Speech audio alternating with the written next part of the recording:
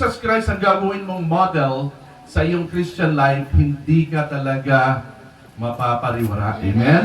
So siya lang talaga ang titignan natin. Ngayong umaga, isishare ko sa atin ang isang topic na pinamagitan kong The Lordship of Christ.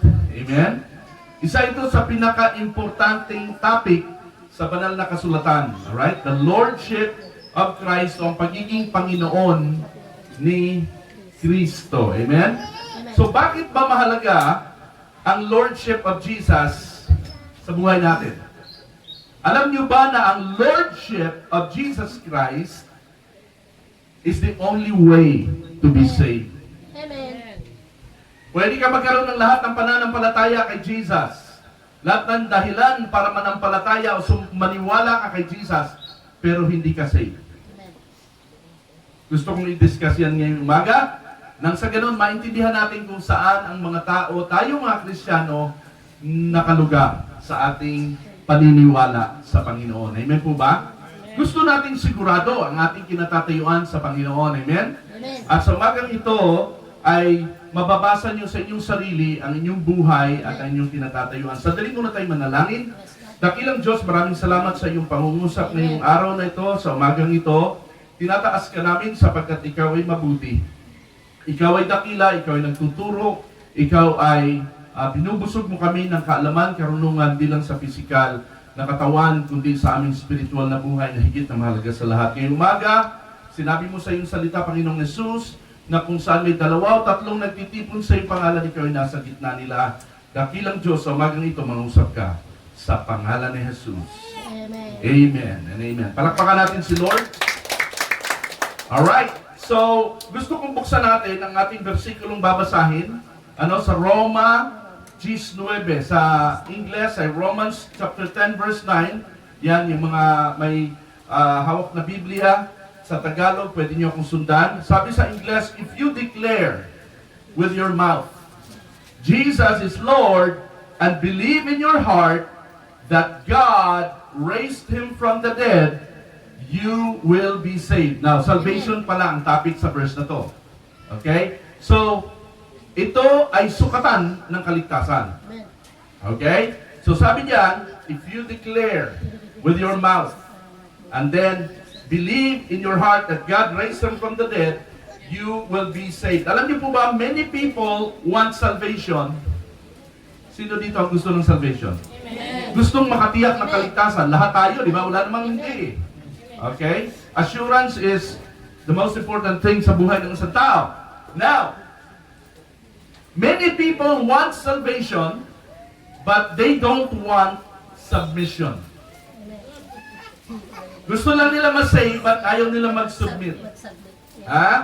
So many people want salvation without submission. Yun po ay magkakambal ang salvation at saka submission, hindi mo pwedeng paghiwalayin. Yes. Alright? Hallelujah. So, bigyan ko kayo ng example, yung rich young ruler. Alam niyo po ba yung isang kwento ni Jesus Christ sa Mateo 19, yung mayaman na pinuno, yung isang rich young ruler na ang sabi niya, tinanong niya si Jesus, mabuting guro, paano ba ako magkakaroon ng buhay na walang hanggan? Ba't siya nagtanong kay Jesus? Ibig sabihin, meron siyang faith Amen. kay Jesus. No? So, at gusto niya magkaroon ng knowledge. Kasi pag meron kang faith, sa isang bagay, gusto mong makilala yun, gusto mong magkaroon ng knowledge and understanding. Yes. Ito yung katayuan ng taon yun. At bata ito, binata, hindi naman masabing young ruler, sabihin bata, pero mayaman. Okay? Mataas ang katungkulan. So ngayon, tinanong si Jesus, mabuting guro, paano ba ako magkakaroon ng buhay na walang hanggan? Anong sagot ni Jesus? Ibenta mo. Alam mo, ang mga nakasulat sa kautusan. Diba? Ay, gawa ko na yan. Kayang-kaya ko yan. Bata pa ako. Nagawa ko na lahat yan, yung mga nakasulat sa kautusan. Sabi ni Jesus, kulang pa. Aba, wala namang nakalagay doon na may kulang yun. Pag nakumpleto niya, kumpleto na. Pero, ang Lordship ni Jesus Christ, mangingibabaw sa kautusan. Naintindihan natin? Nagdagdag siya. Ano yung dagdag? Sabi ni Jesus, kulang yan. Kala ba, kumpleto na? 10 utos. Mga kautusan, kumpleto na. Pag nagtatayits ako, kumpleto na. Pag sinunod ko ang 10 utos, kumpleto na. Hindi, kulang pa. Sabi niya, ibenta mo lahat ng iyong mga ari-arian at ipamigay mo sa mga mahihirap. Teka, anong verse yan? Wala yan sa Bible ng Old Testament. Wala yan sa kautusan. Yun ay God's will. Amen. Amen? Amen. Ang God's will pala sa iyo, pwedeng hindi nakasulat sa Biblia, pero yun ang inilalagay sa Yes. puso mo. Hallelujah. Kailangan mong mag-submit. Everybody say submit. Submit. Submit to the Lordship of Jesus. Jesus. Amen? Alright. So, ibenta mo. Anong tugon ng binata? Nag-walk out. Umalis. Walang abong-abong umalis. I'm sure kaya kasi siya nagtanong kasi may paniniwala siya kay Jesus Christ. Merong faith, wala nga lang lordship. Yes. Naintindihan natin? Amen. Walang pagsuko, walang submission, walang pagsunod sa Panginoon. Pero may faith. Posible ba yon? Amen. Pwede ba yon na may faith ka sa God, kay Lord, pero hindi ka sumusunod sa Kanyang kalooban? Hindi. Lord, sapat na, may paniniwala naman ako sa'yo, nagpipray naman ako sa'yo, dito lang, hindi na ako magsisimba. Hindi na ako makikinig ng salita mo. Naintindihan natin? Amen. Alright, pwede yun. Marami mga tao meron gano'n, ano? May faith lang, walang submission. Amen? Alright, so saan tayo nandoon ngayon? Saan ka nandoon ngayon?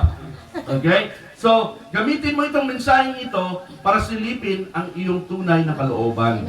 Amen po ba? Mensahe ito para sa iyo. Mensahe ito sa bawat isa sa atin na naabot ng tinig na ito. Alright? So, true faith is demonstrated through obedience. Amen. Paano ma-demonstrate ang pananampalataya mo without obedience? Kung naniniwala ka sa mga magulang mo, susundin mo. Tama? Kung naniniwala ka sa teacher mo, susundin mo ang teacher mo. Kung naniniwala ka sa amo mo, susunod ka. Tama? Amen. Ganun lang po yun. True faith is demonstrated through obedience in the Lordship of Jesus Christ. Pag sinabing Lordship kasi, siya ang namumuno sa iyo, Amen. siya ang Panginoon, siya ang Diyos, siya ang, ano pa ba? King of Siya ang hari ng buhay mo, hindi ikaw ang hari. Amen. Bigyan ko kayo ng isang malinaw na ilustrasyon o drawing ng Lordship, ha? Lahat naman tayo dito sumasakay ng taxi, ng jeep, ng bus, ng ano pa ba? Ang pinaka nakakatakot sakyan yung, ang tawag dito, yung motor, tapos mayroong nakaupo doon sa gilid, may nakaupo pa sa gilid. Habal-habal. Habal-habal, aakyat ng bundok. Yes. Ngayon, ang buhay mo nakataya sa isang taong yon. Amen. Kung ikay may faith sa taong yon, sasakay ka. Yes. Pero kung wala kang faith sa driver na yon, di ka sasakay. Tama? Amen. Alright. Lahat tayo, sumasakay ng bus, sumasakay ng eroplano, sumasakay ng barko, sumasakay, nakasalalay sa piloto ng eroplano, sa kapitan ng barko, ang ating buhay. Amen. Yun ang faith. Pero kaya ka sumakay doon dahil may tiwala ka Amen. sa nangungulit. Hindi ikaw magdadrive. Teka muna. Piloto, wala akong tiwala sa iyo. Pwede ba umalis ka dyan? Ako muna magsusuot ng sombrero mo at saka nakalagay sa tenga mo at ako magdadrive dyan sa aeroplano. Kasi wala kang tiwala. Hindi pwedeng gano'n. Amen. Si Jesus, no, when we received Him into our life, tinanggap natin siyang piloto ng ating buhay. Siya ang mangunguna, siya magmamaniobra ng ating buhay at tayo'y nagpapaubaya sa kanyang sasabihin at sa kanyang gagawin. Amen po ba? Ganon ang Lordship. Kung ikaw ay dadalhin ng piloto, ibabangga niya ang eroplano sa bundok, sunod ka, wala kang magagawa. Kung ika-crash niya ang eroplano, sunod ka, wala kang magagawa. Siya ang piloto eh. Amen? Hanggang doon ka na lang talaga. Tama? Amen. Ganon din tayo. Hindi natin pwedeng agawin ng manibela kay Jesus kung hindi natin gusto ang pinaroroonan ng daan natin. Amen? Minsan dadalhin tayo ni Lord sa mga masisikip, mahihirap na daan. Ayoko dito, Lord. Ba't dito ka dumadaan? Puro to bako-bako ang daan na to. Hindi siya driver eh. Amen. Hello? Kung talagang may faith ka sa driver, kaya mo, sige Lord, Yes. go, susunod ako sa iyo.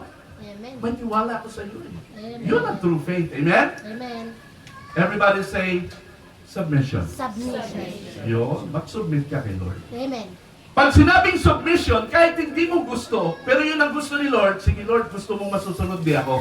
Yes. Si Jesus Christ, ganun din, nung siya nagkatawang tao rito sa lupa, lumagay siya sa ating sitwasyon. Dinemonstrate niya sa mga tao na paghabang ikaw nasa katawang lupa mo, wala ka pa sa gloria, susunod ka sa Diyos. Kaya si Jesus, bagamat anak ng Diyos at Diyos, si Jesus, sinabi niya, Ama, kung pwede lang, palampasin mo na itong paghihirap na to sa akin, pero hindi ang kagustuhan ko masusunod. Kagustuhan mo ang masusunod. Amen?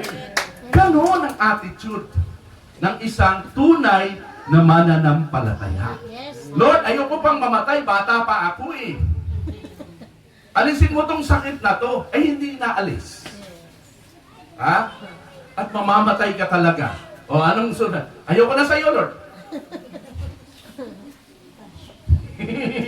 Ha? Parang inaagaw mo yung manibela kay Lord. Amen? Everybody say, sabihin sa yung katabi, mag-submit tayo Mag-submit tayo sa Panginoon. sa Panginoon. True faith is demonstrated by submission and obedience in the Lordship of Jesus Christ. Madali lang maniwala kay Jesus. Pakitaan ka lang ng milagro ni Jesus. Maniniwala ka na. Tama? No? Papanalunin ka lang niya sa loto. Maniniwala ka kay Jesus. Eh. No? Nag-pray ka lang. Nagkaroon na bigla ng pagkain. May dumating sa'yo. Nagdala ng pagkain. Kakapray ko lang. Tinugun yung prayer. Madaling maniwala kay Lord. Amen? May cancer ka. Gumaling yung cancer mo. Pinag-pray mo. Gumaling. Madaling maniwala kay Lord. When it comes to faith without submission, it is so easy. Amen? Kaya ang daming mga Kristiyano. Ilan ang Kristiyano sa buong mundo? Mahigit 2 billion. Grabe ang dami. Pinakamalaking relihiyon ng Kristyanismo sa buong daigdig, pero hindi po lahat yan nagsusubmit sa Diyos. Amen. Hindi lahat yan nagsusubmit sa Panginoon. Mga tunay lamang ang mga nagsusubmit. Alright? So madali lang maniwala sa Panginoon. Amen? Pag ikay pinagpala, madali maniwala. Kaya nga po, nung dinakip si Jesus, si Jesus, nilitis, hanggang ipinako sa krus, hanggang inilibing, nasaan yung mga pinagaling ni Jesus, yung mga ginawa ng milagro? Wala na. Amen. May faith sila. Nung si Jesus Christ nakasakay ng donkey, pumapasok sa Jerusalem, pumapasok siya doon, mga damit nila, hinubad nila, nilatag nila sa sayo, pinaka-red carpet sa kalsada, tapos kumuha sila ng palaspas. Yun yung palaspas na ginagaya ngayon eh. Nagpapalaspas sila, King of Kings! Blessed is He who comes in the name of the Lord. Tuwan-tuwa sila, nagpupuri sila sa Panginoon kasi madami sila, pinagaling sila, pinagpala sila ng Diyos eh. Amen. Nung mawala na si Jesus Christ sa mata nila, si Jesus ay tinakip na. Si Jesus ay pinahirapan na. Nasaan sila? Nawala na. Ha? Alright. Ganun kadelikado ang faith lamang without works. Sabi diyan sa James, faith without works is dead. Pag hindi mo maipakita ang tunay mong pananampalataya sa iyong mga kinikilos at ginagawa, sabi ni Santiago, ito daw ay walang silbi. If it is dead, it cannot save you. Amen. Amen po ba? Amen. Your soul, you have faith, but your soul will still go to hell. Because you're not saved. Naintindihan natin? Amen. So, ang tunay po talaga na pananampalataya ay Lordship. Everybody say Lordship. Lordship of Jesus Christ. Yung pinamumunuan ka, pinaghaharian ka talaga ni Jesus, ang buong pagkatao at buhay mo. Ang pagiging born again po sa John 3, verse 3 to 7. Ano sa Tagalog? Ang born again. Ang pagpasok sa kingdom of God. To enter the kingdom of God sa Tagalog ay pinaghaharian ng Diyos. Ang akala ng iba, ang basa nila, pag you cannot enter the kingdom of God, papasok ka sa kaharian, parang may gate, papasok ka sa kaharian. Pero sa ang ibig sabihin talaga noon, naghahari sa iyo ang Diyos. Pag pumasok ka sa Malacanang Palace, sino na nakapasok sa Malacanang Palace? Yan. Pag pumasok ka ba sa Malacanang Palace, ikaw maghahari-harian doon? Hindi po. Hindi. Ano mangyari sa iyo pag ikaw maghahari-harian sa Malacanang Palace? Huling ka po ng mga gwardiyo. Ayun! Awihin ka? Palalabasin ka? Yes. Sino ang hari doon?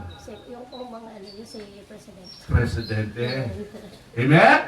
Ganon din, pag pumasok ka sa kingdom of God, submit ka sa kung ano yung rules and regulation doon sa Malacanang. Amen? Amen. Ganon din sa kingdom of God. Pag sinabing Lordship, John 3:3, except a man is born again, he cannot enter the kingdom of God. Maliban siya ipanganak na muli, hindi siya paghaharian ng Diyos. Ang ibig sabihin po noon, ang Diyos ang masusunod na sa buhay mo mula ngayon. Yes, God. Hallelujah. Amen? Hindi na ikaw. Ibinigay mo na sa Panginoon ang iyong buhay. Inialay mo na to sa Panginoon. Lord, ikaw na ang maghari sa akin. All throughout my life, ako naghahari. Ngayon, ikaw na. Amen? Amen. Yan ang ibig sabihin ng John 3:3. Okay? Madaming believers, si Jesus, sa hanay ng mga Muslim. Amen. Alam mo niyo, ang mga Muslim lahat halos naniniwala yan kay Jesus. Nasa Quran yan eh. Yes. Ha? Ang pangalan ni Jesus ay si Ishi. Ish, ish. Now, si Jesus ay pinaniniwala ng mga Muslim. Alam niyo po ba na pati mga Indiano naniniwala kay Jesus? Naniniwala sila. Alam niyo, ang sabi ng isa sa pinakamalaking leader, patay na siya ngayon ha, ng mga Indiano, si Mahatma Gandhi. Kilala niyo rin yung pangalan? Si Mahatma Gandhi. Alright, research nyo lang sa Google kung sino si Mahatma Gandhi. Kinikilala yan ng United Nations, ng Amerika, ng ibang ano. Meron siyang sinabi ha. Ang sabi niya, Mahatma Gandhi, the great leader of Indians, of the Hindus, sabi niya, I like your Christ. Naniniwala siya kay Christ. I like your Christ. I do not like your Christians. Because your Christians are so unlike your Christ. Ha? May naniniwala sila kay Jesus. Kaya lang, nakatuon ang paniniwala nila sa tao. Yun ang mga Kristiyano, naniniwala kay Jesus, pero hindi nakatuon ang pananampalataya kay Jesus, nakatuon sa answered prayer. Nakatuon sa mga miracles. Nakatuon sa mga healing. Nakatuon sa mga tinatawag na vision. Nakatuon sa mga prophecies. Nakatuon sa kung ano-anong saan nakatuon. Naintindihan natin? Amen. Walang pinag-iba po yun. May faith ka kay Lord, pero wala kang submission. Susubmit ka lang. Parang bata ba? Na, no? Susunod lang sa magulang kapag may baon. Pag binigyan ng baon. Ano pag wala, hindi susunod yun. Hindi maghugas ng plato, hindi maglilinis dyan, datapog dyan. Okay? Ang Kristiyano ay susunod sa Panginoon. Sabi mo sa iyong katabi, masunurin ba tayo? Masunurin ba tayo? Yan. Okay? Bakit po? So, ang faith nila nakatuon sa tao, hindi nakatuon kay Jesus. Amen. Alam niyo po, merong formula ang tinatawag na tunay na pananampalataya. Okay? Ano yung formula? Lordship plus faith equals salvation. Lordship, ito yung sinabi, Jesus is Lord. Ang sabi po dyan, no? If you declare with your mouth, Jesus is Lord. Oh, ito'y simbolo ng body, yung mouth natin. Ito'y panlabas. Ito'y actions natin, pananalita natin. Bukang bibig natin, kinikilos natin. Yan ang Lordship, ano? Sumusunod niya ang iyong katawan sa Panginoon. Ang sabi diyan, declare with your mouth and believe in your heart that Jesus rose from the dead. Ito yung heart mo na, soul. And then, anong sabi? You will be saved. Ito yung spirit. Kita mo yung tatlo doon, body, soul, and spirit. Hindi mabubuo yung body, soul, and spirit when it comes to true faith or true Christianity, kung puro faith lang. Nasusundan po natin. Mouth represents the outward you, the heart represents the inner you. Amen? Kailangan ang doon yun equals salvation. No? So faith without lordship is no salvation kasi faith without works is dead. Amen. James chapter 2 verse 20, faith without works is dead. That's why may mga Kristiyanong walang transformation ng pamumuhay. Tagal ng Kristiyano pero hindi nagbabago buhay. kahit sinasabing they believe in Jesus, naniniwala sila kay Lord. Pero nandoon pa rin sila sa dating gawi, dating pamumuhay. Bakit? Kasi ang salvation ay bunga po ng conversion. Ulitin ko po salvation ay bunga ng conversion. Para ka ma-save, kinakailangan ma-convert ka. Nandiyan natin? At ang resulta ng conversion ay what? Transformation. Pagbabago. Kung na-convert ka na, magbabago. Tama? Pwede ba? Pwede ba yung na-convert ka tapos walang pinagbago? Naintindihan natin? Hindi po pwede. Transformation ang resulta ng conversion. Alright? So kung walang transformation sa tao, malinaw na walang naganap na conversion. Sa taong yun. At kung di siya na-convert, anong ibig sabihin? Hindi siya saved. Naintindihan natin? Kaya sinabi ni Jesus, marami magsasabi sa akin, Panginoon, Panginoon, pero hindi sila papasok sa langit. Oh, tatawag ka ba ng Panginoon kung wala kang paniniwala? So, faith. Hindi pala sapat yun kapag ganun lang.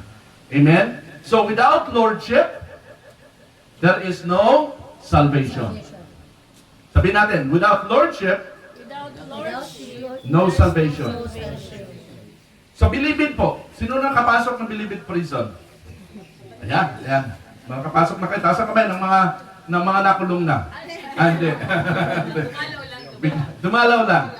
Okay. Naging speaker po ako makailang beses po ito nung kabataan ko pa sa National Bilibid Prison sa Muntinlupa Maximum area. Doon ako nakita ng mga tao na ang tattoo mula bunbunan hanggang covered yan mukha.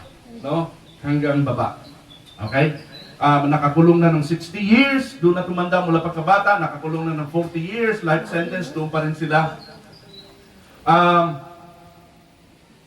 Nag-preach ako doon, nag-share ako ng Word of God, ang daming mga sumampalataya sa Panginoon doon, tumanggap, malambot ang puso nila. Paano? Nandoon na sila sa hell eh.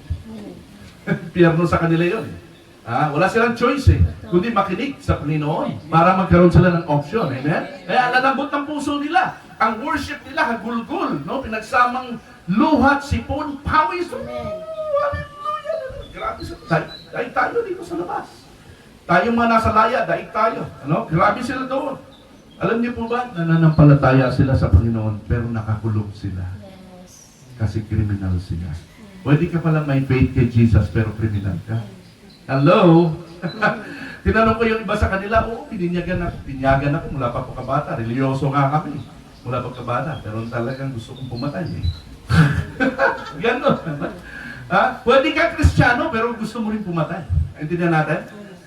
Ganon yun. Hindi na kukuha yan sa relihiyon. Hindi na kukuha yan sa paniniwala kay Jesus. Yan ay nakukuha sa submission and lordship. Amen? Yan ang tunay na faith. Yes, palapakan niyo si Lord. Alright, ano sabi sa Santiago? Mga kapatid ko, maaari ba na ang puno ng igos ay magbunga ng ulibo? O ng mga igos ang puno ng ubas? Hindi rin maaaring daluyan ng tabang ang maalat na tubig. Amen po? Amen. So, ganun po yun, na hindi pwedeng magsama o sabihin natin ang punong mangga magbubunga ng papaya. Hindi pwede. Ang tunay na Kristiyano magbubunga ng kasamaan, hindi pwede. Ang tunay na kasamaan ay magbunga ng kabutihan, hindi rin po pwede. Conversion. Pinakala ma-convert. Pag na-convert, saka magta-transform yan. Kung tunay kang Kristiyano, lalabas ang tunay mong pagka-Kristiyano. Susunod at susunod ka sa Panginoon. Amen? Alright. So, yan po yan, ano? Ano pang sabi? Bibigyan ko marami ng verse, ano? Kung kayo magsusulat-sulat yung mga verse, reviewin nyo sa bahay, okay? Don't take me at my word. Huwag kayong maniwala sa akin basta-basta. No? Mas gusto ko pa kayong may duda sa mga sinasabi ko, kaysa basta naniniwala na lang kayo. Alright? Pagdudahan yung mga sinabi ko, pag-uwi nyo sa bahay, reviewin nyo kung tama ba ang pananampalatayang itinuturo ko sa inyo. Amen? So, if you have lordship of Christ, that's through faith. Ang result niyan ay salvation, at ang resulta naman po ng salvation ay transformation. Yung transformation ang nakikita sa ating panlabas na kinikilos at mga sinasabi. Dapat may transformation. Tingnan mo yung katabi mo. Huwag mong sungitan. Tingnan mo lang. Sabi ko lang, tingnan mo. Wala naman ako dinugtong eh. Alright? Amen. Tingnan lang, huwag lang tawanan. Tama. Alright. Saan ba? So meron palang faith, pero hindi nakakapag-save. Non-saving faith. Everybody say non-saving faith. Non-saving. Paniniwala kay God, paniniwala kay Jesus, pero cannot save. Ano yun? Alright? Sino na sa inyo nakarinig ng teaching na to? Ha? Wala pa bago sa inyo to? Okay. There are what are the sources of non-saving faith? Na pwede ka maniwala kay Jesus Christ dahil naaralan ka dito. Number 1, religion. Pwede ka maniwala kay Jesus because religion taught you about Jesus. Number 2, eskwelahan.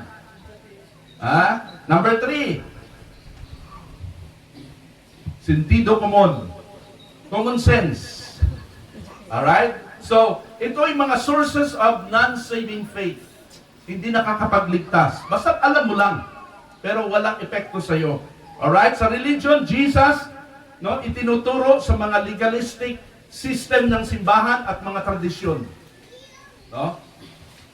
Yan. Si Jesus itinuturo ng eskwelahan sa pamamagitan ng history at saka science. Si Jesus tinuturo ng common sense, Kung matalino kang tao, naiintindihan mo anong tama at mali, common sense, Amen. si Jesus Christ ang tama. Amen? Yes. Pwede ka magkaroon ng faith kay Jesus sa tatlong ito, pero hindi ka ligtas. Naintindihan natin? So, hindi pala itong paraan ng pagliligtas ng Panginoon. Maraming naniniwala lang kay Jesus as convinced by religion, head knowledge, and by human wisdom. Pero ang natural faith na galing sa mga to, tawag dito ay natural faith. Everybody say natural faith. Bilang tao, madali tayong aralan at turuan. Madali tayong maniwala. But it cannot save us. Amen. Hindi nangangahulugan na ikay nag-i-speaking in tongues. Hindi nangangahulugan na ikay nag-i-healing. Hindi nangangahulugan na ikay magaling mag-preach ng Bible. Ito, hindi ito nangangahulugan na ako'y nagpipreach, na ako ay saved na because I'm preaching. Because I have faith. Kung hindi ako lumalakad sa Panginoon at sumusunod sa tunay na buhay kong personal na walang taong nakaharap, ang lahat ng aking pagpapakitang tao ay kaplastikan lang sa Diyos. Ang aking faith ay kaplastikan lang sa Diyos. Amen? Kailangan kung may faith ka, kinakailangan ipakita mo sa Panginoon, sa sarili mo, at sa mga kapatiran, sa mga tao, ang lakad mo nakagaya kay Jesus. Amen? Yan. Alright, so hindi ka masisave ng natural faith. Anong sabi sa 2 Timothy 3:5? They will act religious, but they will reject the power that could make them godly. Iba pala yung religious sa Bible sa godly. Naintindihan natin? Alright? Stay away from people like that. Layuan nyo yan. Matindi yan. Ano pang sabi? 2 Timothy 3:5, sila'y may anyo ng pagiging makadiyos. Tinagalog lang. Ngunit hindi naman nakikita ang kapangyarihan nito sa kanilang pamumuhay. Ganda na Tagalog. Iwasan mo ang mga ganyang uri ng mga tao. So, paano tayo magkakaroon ng saving faith? Paano? Single source of saving faith. Ito lang, nag-iisang pwede mong paghugutan ng faith na nakakapag-save. Romans 10:17. Pakibasa ng sabay-sabay. Gusto kong malakas ha? Sabay-sabay. Romans 10:17. Ready? Begin. So faith comes from hearing the good news about Christ. Yes. So faith comes from hearing. Amen. Sa pamamagitan ng sinabi ba dyan, faith comes from reading? No. Faith comes from watching? No. Faith comes from hearing. Yes. Pakikinig. Pero maraming mga tao kaya sila sumampalataya kay Jesus kasi hinil sila. May miracles eh. Hindi naman sinabing faith comes from miracles eh. Yes. You have to hear. Everybody say hear. Here. Hear the word of Jesus. The good news about Christ. You have to know why Jesus Christ came to earth. Amen. What was His purpose? Yung iba kasi, they go to church. No, go to church, be a member, be faithful in the church, you will be saved. No! Yes. Faith comes from hearing That is the good news about right. Jesus Christ. Amen. That's the only way para magkaroon ka ng saving faith. Amen. Yung mga taong hindi nakarinig ng Ebanghelyo ng Panginoon, pero may faith sa Diyos, galing sa kung saan-saan, hindi yun saved. Amen? Amen. It's only by hearing the message preached or explained by another person that you can have salvation. Or you can have the true faith or saving faith. Hindi rin ito nakukuha sa sariling pagbabasa ng Biblia, kaya nga dumadami po ang mga kulto sa mga nagbabasa ng Biblia na hindi nakikinig sa mga dalisay na aral. Kasi pag basa ka ng basa, alam niyo bang Biblia mahirap intindihin? On your own. Mahirap. No? Ang dami po niyan. Now, pinag-aralan ko po yung history at saka rules of biblical interpretation.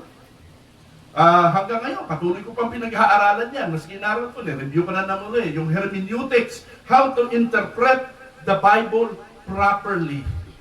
Na hindi ka nag-i-interpret sa sarili mong opinion lang o nag-opinion ka. You have to read the verse in between the lines based on what the original writer had said. Naintindihan natin? Para ma-interpret mo ng tama, para hindi ka magiging kulto.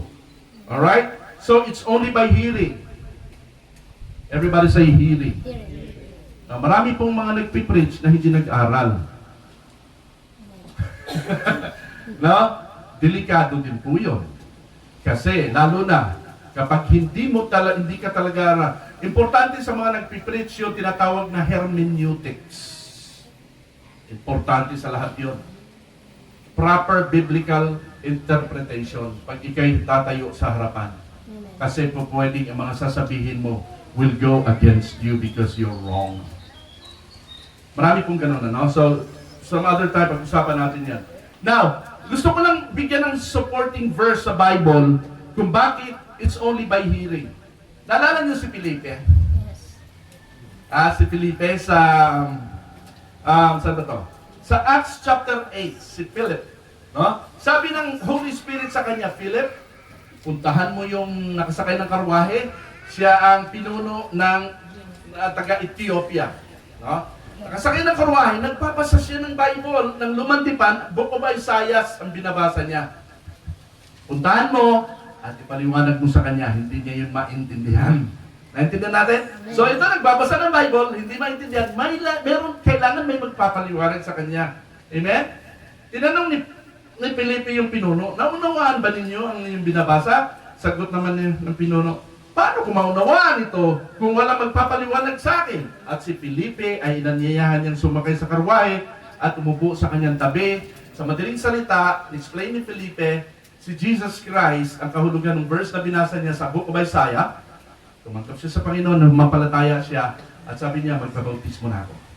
Amen? Ayun, may nakita tayong tubig, bautismo na kagad. Alright. So, ano-ano po ba yung, what does it mean that Jesus is Lord? Ha? Anong ibig sabihin ng salitang Jesus is Lord? Sino sa atin dito madalas nagsasabi, Jesus is Lord? Anong ibig sabihin nun? Ang salitang Panginoon o Lord ay sadya pong nakalakihan na po natin mga Pilipino. Ay, alam natin, di ba? Amen? Ang pagiging Panginoon po ni Jesus ay nagkaroon na po ng maling connotation. Agree kayo? Maling understanding ng mga tao dito. Halos po, almost yung salitang Panginoon na nakakabit sa panalangin o dasal ay pahingi noon. Yes. Ang ibig sabihin. No? No? So, ano ba talaga ang ibig sabihin ng salitang Panginoon? No, bukod sa pahingi noon. Ha? Number 1. Pakibasa, ready, go. Jesus is God. Ang ibig sabihin ng Panginoon, Jesus is God. Now, you have to believe that Jesus is God. Alright. Based on what the Bible says, anyone and everyone, no, na hindi naniniwalang Diyos si Kristo, itinatanggi ang pagka-Diyos ni Jesus, ay hindi saved. Amen. Tandaan niyo yan. Alright, then malinaw ang mga sinasabi po ng Biblia, isa ito sa dahilan kung bakit ang mga tao hindi sila makasunod kay Jesus. Kasi, alam mo naman susunod ka kay Jesus kung tao lang din yun.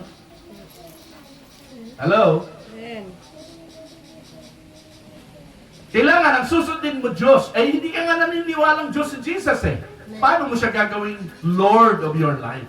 Paano mo isasalalay sa Kanya ang iyong walang hanggang buhay? Kung kapos ang paniniwala mo kay Jesus Christ. Tao lang daw si Jesus. Na gusto kong i-disprove yan. Sulat nyo itong mga versikulong ibibigay ko sa inyo dahil magagamit nyo po ito sa inyong sarili at sa inyong pag-share. Number 1, John chapter 1 verse 1 to 3. Ang sabi dyan, in the beginning was the Word. And the Word was with God. Sino itong Word na to? Panginoon. Si Jesus. Amen. Si Jesus yan. Yes. Hindi pa siya nagkatawang tao dyan. And the Word was God. Amen. Parang sinabi na rin dyan, Jesus is God. Amen. Everybody knows that the Word, yung verbo, ay ito yung anak ng Diyos. Hindi pa siya nagkatawang tao, He was the Word before. He, ito na, ginamitan na ng pronoun. He, ibig sabihin yung word, hindi yan basta sulat o salita. Ito ay tao. No? He was with God in the beginning. Through Him, pronoun Him na naman, lalaki. Through Him, all things were made. Without Him, nothing was made that has been made. Amen. Yung verse pa lang na yan, malinaw si Jesus ay God na. Amen. Amen? Talon tayo sa verse 14. And the Word became what? Became flesh. Naging laman. The Word became flesh and made His dwelling, na nirahan siya among us. We have seen His glory, the glory of the one and only Son. Ayun na, palinaw na ng palinaw. Si Jesus Christ na talagang tinutukoy. Who came from the Father, full of grace and truth. Now, sa Colossians chapter 1 verse 15 to 17, ang sabi diyan, the Son is the image of the invisible God, the firstborn of all creation. The image of the invisible God. Hindi natin makikita ang Diyos. Yes. Ni-request yun ni Moises, pakita ka sa akin, gusto kong makita mukha mo. Walang taong pwedeng makakita ng mukha ko na mabubuhay, mamamatay. Amen. Si Jesus ang image noon. Amen. Amen. Grabe ano? Gusto talaga ng tao makita eh. Sige, bibigay ko sa inyo yung request na yan. Nagparinis siya. Nagparinis siya. Pero ang tao ayaw pa rin maniwala. He is the image of the invisible God, the firstborn of all creation. For in Him, everybody say in Him. Him. Sa loob niya. Yes. In Him, all things were created. Amen. Yes. Things in heaven and on earth, visible and what? Invisible. Amen. Sinong tao ang pwedeng mag-create ng invisible at visible na yan? Wala, Diyos lang. Amen? Amen. Jesus is God. Everybody say, Jesus is God.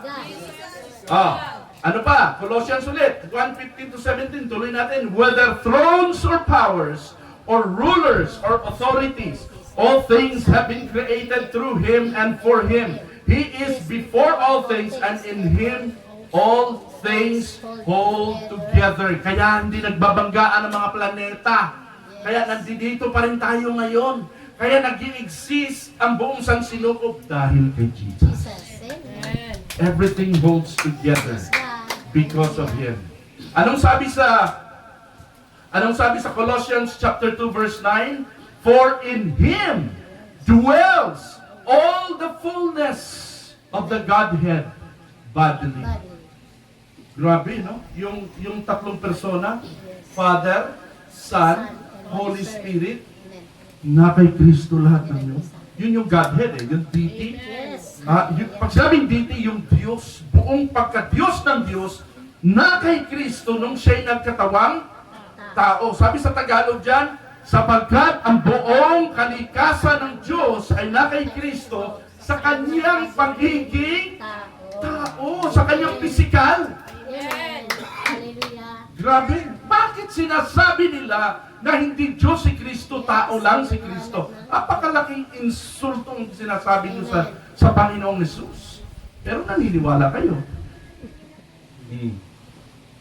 Alright? So, ano pang sabi diyan? Ito na ang isa sa mga pinakamabigat na mga bersikulo sa Biblia na magtutukoy na si Kristo ay Diyos. Basa nyo ba? Maliliit ang sulat Yes, nakikita sa ano. Alright? Sabi sa Hebreo 1.3, nakikita sa anak ang kaluwalhatian ng Diyos. Amen. Period. Hindi nila makita ang kaluwalhatian ng Diyos. Tao lang daw eh. Kaluwalhatian lang ng taong nakikita ng iba. Pero ang lalaki ng simbahan yan. Yes. Okay? Kung ang Diyos ay kayo din ang anak. Amen. Hallelujah. Ang linaw. Amen. Kung ano ang Diyos, kayo din ang anak. Amen. Siya ang nag-iingat sa sansinukob, hindi ang Ama ang nag-iingat sa sansinukob.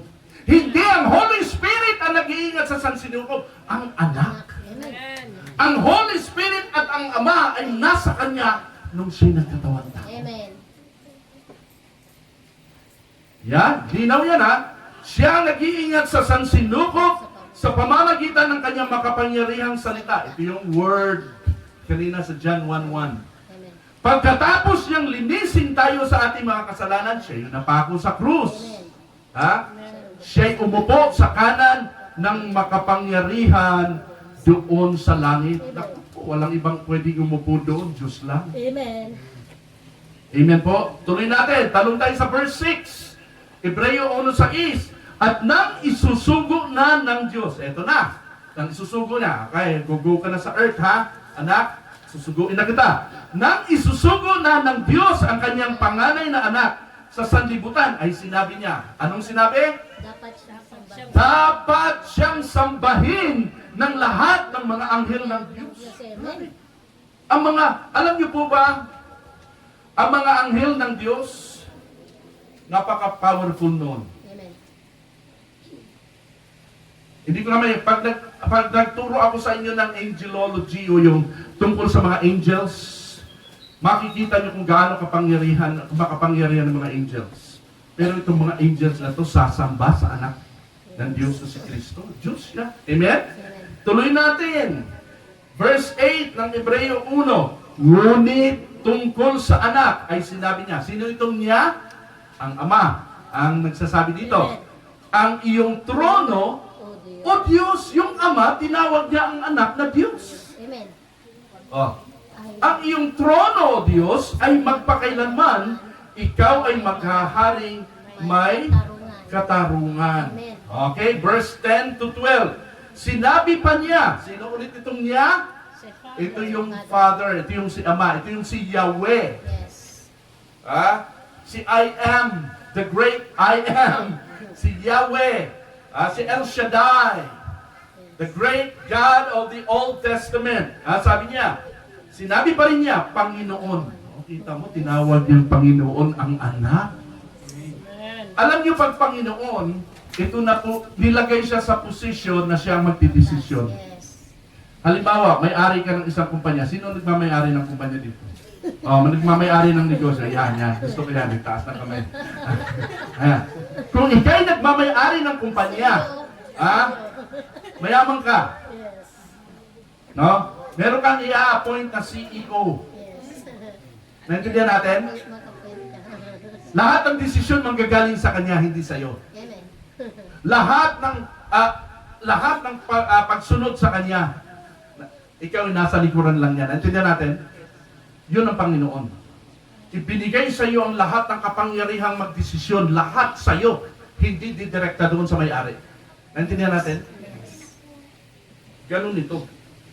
Tapos yung ama mismo ang tumawag na Panginoon sa kanyang anak. Ha? Ikaw, sinong tatay dito? Tapos sa kamay lahat ng mga tatay, gusto ko lang makita, lahat ng tatay, kailan nyo tinawag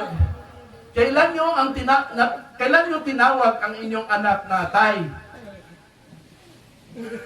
Wala. Kailan nyo tinawag ang anak nyo na Panginoon? Wala. Kailan nyo tinawag ang anak nyo na boss? Wala. Pero itong Diyos, Ama, tinawag niyang Panginoon, boss, CEO, ikaw ang masusunod. Nang pasimulay, nilikha mo ang sanlibutan at ang mga kamay mo ang siyang gumawa ng kalangitan. Maliban sa iyo, lahat ay lilipas at tulad ng damit, lahat ay kukupas. Amen. At ililigpit mong gaya ng isang balabal at tulad ng damit, sila'y papalitan. Ngunit mananatili ka at hindi magbabago. Walang katapusan ang mga taon mo. Amen. Hallelujah. Everybody say, Jesus is God. Jesus is God. No doubt about it. Amen. If you say you have faith in Jesus, don't say that He is only man. Yes. Anong sabi sa John 8? Si Jesus na mismo nagsalita nito. Kausap niya mga disciples. Sabi niya, I am telling you the truth. Jesus replied, before Abraham was born, I am. Yes. Yan na. Yung mga verses na binigay ko sa inyo, yun yung grounds kung bakit niya sinabing ito. Amen. Before Abraham was born, nandun ako. At yung I am pang ginamit niya. Alam niyo yung salitang I am? No, naka-on quote eh. Ha? Ito ay pangalan ni Yahweh. Walang pwedeng mag-quote ng salitang I am. Sa Old Testament religion. Sa Jewish sect, Jewish religion, walang pwedeng mag-quote niya kasi pangalan ni Yahweh yun. Amen. Si Jesus Christ lang nag-quote. And because of that, no, siya po ay pinatay ng mga Hudyo. Kasi that's blasphemy. Yes. Nagkiklaim siya na siya ay Diyos. Okay? Anong sabi sa Philippians? Chapter 2, verse 5 to 8. Aming verses binibigay ko sa inyo. Gamitin niyo po ito bilang sandata ninyo sa mga kahinaan ng pananampalataya. Sabi sa Philippians 2, verse 5 to 8, you must have the same attitude that Christ Jesus had. Though He was God. Klaro. Dinirekta na talaga sabihin, kahit siya ay Diyos, bagamat siya ay Diyos, though He was God, He did not think of equality with God as something to cling to. Instead, He gave up. Everybody say gave up. Give up. His divine privileges. Para lang mabigyan ng daan ang pagiging katawang tao. Kasi hindi po pwedeng may katawang tao ka at Diyos ka din, lulusawin yung katawang tao mo. Amen. Ang Diyos hindi kasi nagugutom yan. Ang Diyos hindi yan nasasaktan. Amen. Amen? Ang Diyos makapangyarihan. Pero nagmamanifest ang kapangyarihan niya bagamat siya nasa katawan lupa. Amen? Nung malakad siya sa tubig, nakakabuhay siya ng patay, walang nakagagawa noon. Amen. Amen po? Amen. No? Kahit hindi mo na kinakailangan, Panginoon, pumunta doon, sabi ng centurion. Hindi mo na kinakailangan pumunta doon sa bayan ko. Sabihin mo lang sa oras na ito, magaling na ang anak ko. Amen? Diyos lang makagagawa, no? Hallelujah. Sabihin mo, ang hindi Diyos si Jesus. Na anong punto ko ba't ito sinasabi? Mamaya sasabihin natin, Mateo 1:23. Hindi, tuloy natin yung tuloy natin yung Philippians 2:5 verse 8. Ang sabi dito, He took the humble position of a slave and was born as a human being. When He appeared in human form, He humbled Himself in obedience to God and died a criminal's death on a cross. Mateo 1:23, maglilihi ang isang birhen at magsisilang ng isang sanggol na lalaki at tatawagin itong Emmanuel. O, kita mo yung pangalan niya, Emmanuel. At tayo nakikigaya lang, ha? Kaya po siya pinangalalang Emmanuel, yung last two letters doon ng salitang Emmanuel, L. God ang ibig sabihin noon. Ha? Kaya ang kahulugan daw nito ay Kasama kasama natin ang Diyos. Diyos. Amen. Nandito siya. Amen. Ito naman ang mga hindi naniniwalang may faith. Grabe ano? Hindi naniniwalang may faith. No? Na si Jesus ay hindi Diyos. So, napakadaming sitas po yung binigay ko sa inyo. Magagamit niyo po yan para ma-solidify ninyo ang inyong pananalig kay Jesus at pagsuko ng inyong buhay sa Panginoon bilang siya ay Panginoon. At masusunod sa buhay niyo. Amen. Ganun po yun. Ang tunay na pagiging Kristiyano, bata, matanda, susunod sa Panginoon. Amen. Amen? Yan. So, kung Diyos si Jesus, anong dahilan para hindi ka magpasakop ng lubos-lubos sa Kanya bilang Diyos? Amen? Amen. Now, pupunta tayo sa susunod dito. Pangalawa, aside from Jesus is God, Jesus has the greatest name of all. Everybody say, Jesus is the greatest name of all. Jesus has the greatest name of all. The name of Jesus, meron pa ba tayo? Hello, hello. Yan, naglobat ko siguro siya. Hello. Mahina yung ano. Hello? Hey. Hello, check. Isa pa.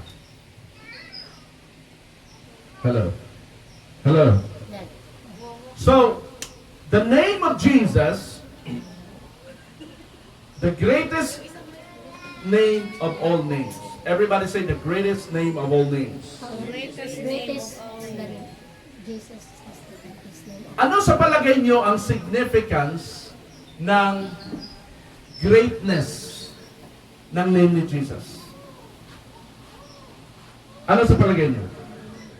Sabi sa Revelation, ano sabi diyan? Nakalagay yan. Revelation 19:16. Sabi diyan, on his robe and on his thigh, he has this name, King of Kings and Lord of Lords. Wala pong hari sa kasaysayan ng daigdig na tinawag na siya ang hari ng mga hari. Pag sinabing hari ng mga hari, susundin siya ng mga hari. Pag sinabing Panginoon siya ng mga Panginoon, under sa kanya lahat ng Panginoon. Amen? Amen. Philippians chapter 2 verse 9 to 11. Anong sabi diyan? Therefore God exalted him to the highest place and gave him the name that is above every name. Everybody say above every name. Above every name. Say it again, above every name. Above every name. Kaninong name ito above? Kaninong mga name siya above? Name ni Edwin? Ha? Name ni Sally? Name ni Gina? Name ni Julie? Hindi! Hindi name ng tao ang tinutukoy nito. Ang tinutukoy dito ay name ng Diyos sa Old Testament. Amen. The greatest name of God in the Old Testament is I am Yahweh. that I am. Yes. Yahweh. Amen. El Shaddai. The name of Jesus is higher. It's above than those names. Yes. Kaya po, in-exalt si Jesus, gave him the name that is above every name, that at the name of whom? Jesus. Kaninong pangalan? At the name of Jesus, every knee should bow in heaven. And on earth. Sino yung mga nasa heaven? Mga Angels. Angels. Sino pa? Yung mga Mga santo, santita. Sino pa? Ha? Yung mga Sino pa? disappointment. Ang Diyos! Ang Ama nandoon sa heaven. Amen. Kasi di lahat-lahat eh. In heaven, And earth. magbabaw kay Jesus at in His name, and on earth, dito sa earth, and under the earth, pati yung mga patay. Yes. Ha? And every tongue acknowledge that Jesus Christ is Lord to the glory of God the Father. Amen. Huwag kayo maghinanakit sa akin ha. Because of this teaching and verses po, gusto ko sabihin sa inyo, obsolete na ang pangalan ni Yahweh. Marami pong mga Kristiyano ay gumagawa ng kanta at ginagamit pang worship song ang pangalan ni Yahweh. Huwag. Sabihin mo sa inyo katabi, huwag. Ha? Pangalan ni Jesus na Pangalan na lang ni Jesus, ang sabi ng Ama, nagsasabi dito, pangalan ni Jesus ang itinaas mas mataas kaysa pangalan ni Yahweh. Ano yung pangalan ni Yahweh? Turuan ko kayo ha. Tingin sa akin. Makinig kayo mabuti. Ang original spelling ng pangalan ni Yahweh, walang letter A, walang letter E. Ano spelling niya? Y-H-W-H. Y-H-W-H. Kaya may pronounce, hindi. Kasi hindi siya para bigkasin. Hindi siya para gawing kanta. Hindi siya para sambahin. Hello. Pangalan ni Jesus ang sasambahin. Amen? Yes, Lord. Na pati ang Ama magbabow down sa Kanya. Pati ang Holy Spirit magbabow down sa pangalan na yan. Lord niya eh. Amen. CEO. Siya ang may karapatan. Amen? May kapangyarihan. Amen. Hello? That's why I don't mention the name of Yahweh in my prayers, in anything. Mga Bible scholars and theologians na, all of them, lahat sila, sa lahat ng mga nag-aral, mga dalubhasa, ang nagsasabi, no, na mali ang spelling na Y-A-H-W-E-H. Nagdadagdag daw tayo sa nasusulat. Walang nakalagay na letter A at E. Bakit natin dadagdagan ang kasulatan? Para lang mabigkas natin. Mali po yun. Amen? Alam niyo pa paano bibigkasin ng salitang Yahweh? Pag ikaw ipinanganak lang at pag ikaw'y namamatay.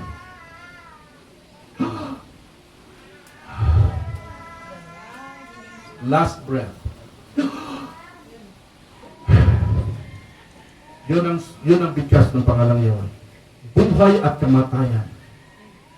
Doon mo lang bibigkasin. Hello? Yung iba, ginawa pang kanta, sa Yahweh. Hello? Blasphemy po yun. Thou shalt not take the name of the Lord your God in vain. Hello? Hello? Amen. Tahimik kayo. Nagulat kayo. Sabihin natin, ouch. Oo, sakit. Binigyan sa kanya siya na Jesus is the greatest name of all. Amen? Hallelujah. Are we learning? Amen. To the glory of the Father daw ito. Sabi sa Acts 4:12, salvation is found in no one else, for there is no other name under heaven Amen. given to mankind by which we must be saved. Hindi ang pangalan ni Yahweh ang ibinigay para masave tayo, kundi ang pangalan ni Jesus Christ. Jesus. Sinabi niya Amen. kay Mary. Nung pagbubuntis niya si Jesus. Amen? Amen. Alam niyo, dinideceive lang tayo ng Satan.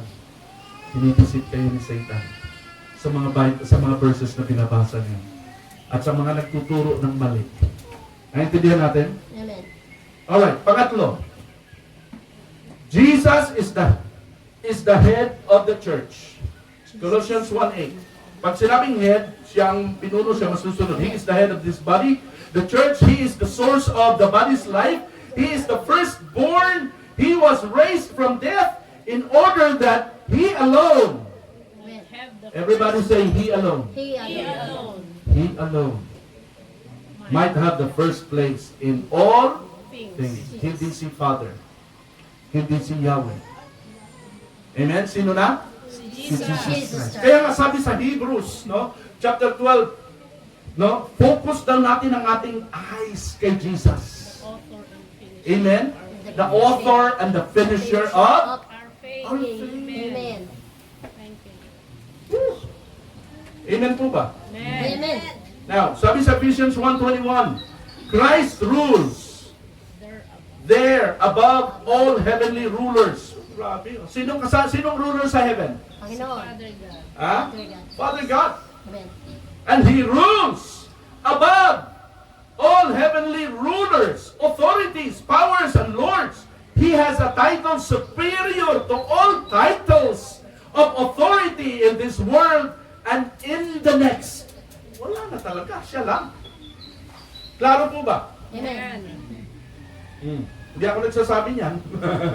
Okay? Bible. So, i-review niyo ang theology niyo po. Amen. Okay? Hindi ko na pinapaliwanag ito. Bible lang nagsasabi nito eh. Ephesians 1:21 verse 21 to 22. God put all things under Christ's feet and gave Him to the church as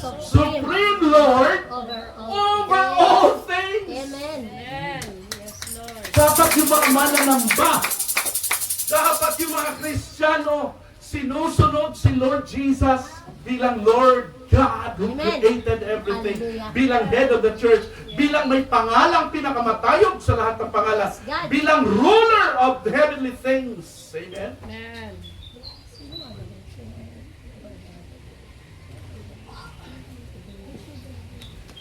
Mga kapatid, hindi ko siya tatapusin. Kala ko kaya kong tapusin.